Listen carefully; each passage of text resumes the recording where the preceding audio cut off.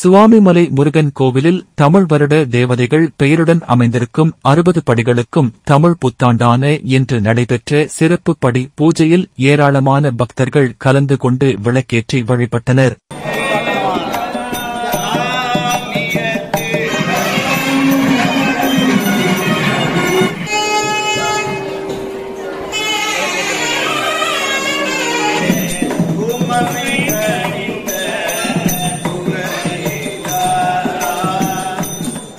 தஞ்சாவூர் மாவட்டம் கும்பகோணம் அருகே உள்ள சுவாமிமலையில் முருகனின் அறுபடை வீடுகளில் 4வது படைவீடான சுவாமிமலை சுவாமிநாத சுவாமி கோயில் அமைந்திருக்கிறது.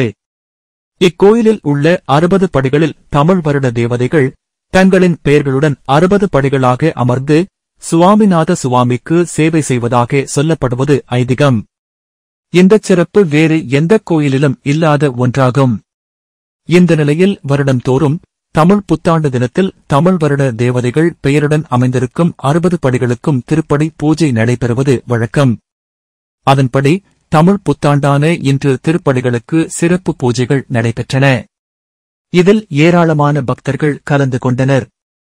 படிகளில் மஞ்சள் தடவி அதில் பொட்டுப்பூ, பழம் வைத்து தேங்காய் உடைத்து தீபம் ஏற்றி வழிபாடு செய்யப்பட்டது.